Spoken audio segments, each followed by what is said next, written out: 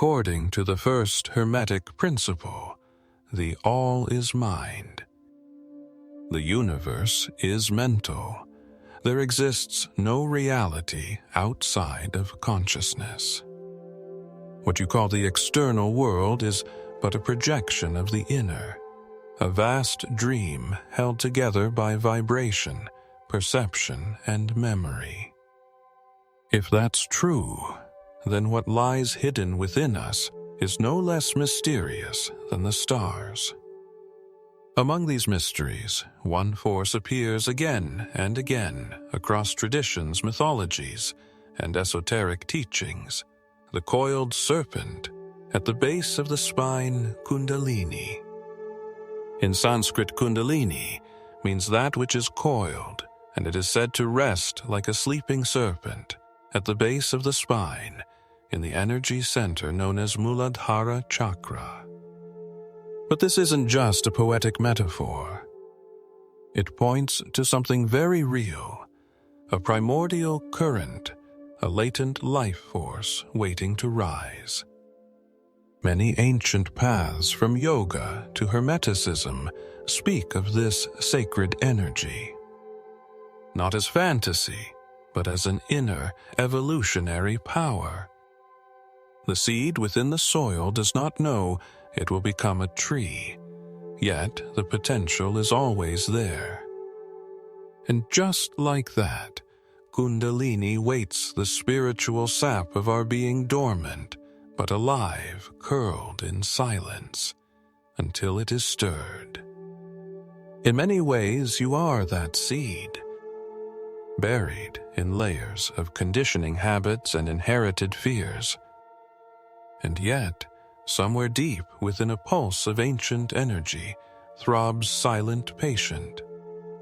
This is Kundalini, not simply a force to be activated, but a remembrance of who you are before language, before identity, before thought. It is the invisible current behind the visible current. The mythologies of old, from Egypt's jed pillar to the twin serpents on Hermes' staff, were not decorations. They were maps.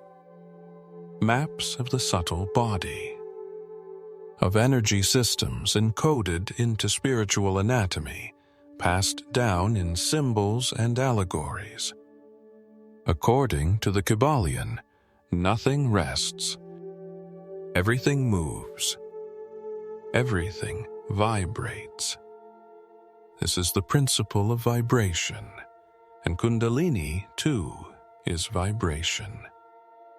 As it awakens, it begins to move through your inner centers, known as chakras, each corresponding not just to physical glands, but to levels of conscious awareness.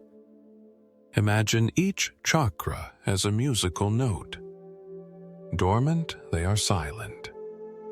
But as Kundalini rises, it plays them one by one, creating a melody of spiritual evolution. What begins as base survival energy at the root becomes sacred vision at the crown. From survival to insight. From instinct to cosmic unity.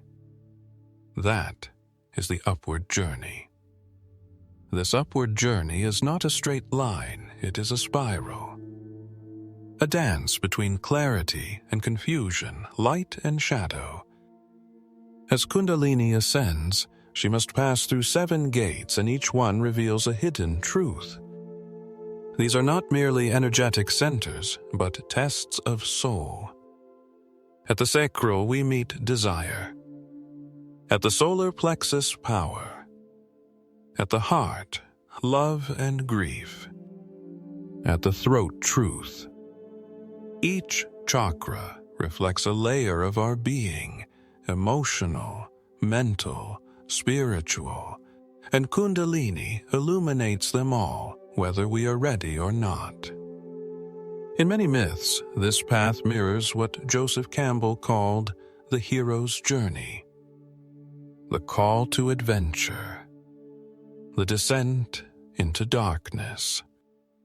the confrontation with inner demons, and finally, the return bearing light.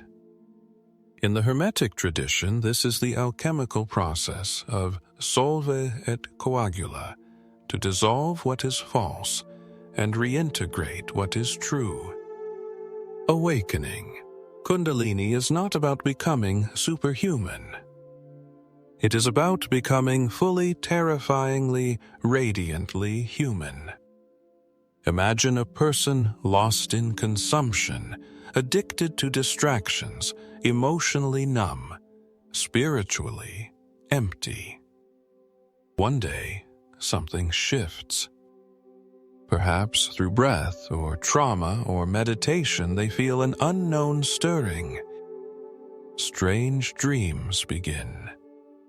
Synchronicities. A pull inward. Over time, their body changes. Their mind grows still. They are no longer the same. This is not fantasy. It is a path. But with great energy comes great risk. Kundalini is not a toy. She is not here to entertain, impress, or offer shortcuts to enlightenment. She is sacred fire, and fire, as every mystic knows, can either illuminate or consume. In the modern age, where spiritual practices are often reduced to hashtags and instant gratification, there's a dangerous temptation to force her awakening. People experiment with breathwork, psychedelics, or esoteric rituals without grounding, without guidance. And sometimes they suffer for it emotionally, psychologically, even physically. The Hermetic teachings offer a crucial reminder: mastery over self is mastery over all. This is the heart of Hermeticism, self-mastery, as the key to cosmic harmony. Without inner balance awakening, Kundalini is like giving a lightning bolt to a child.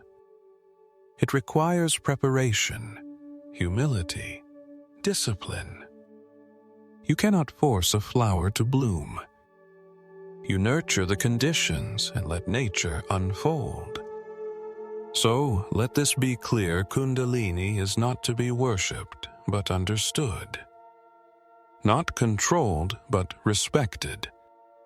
She will rise when the soil is fertile, the roots are strong, and the spirit is ready.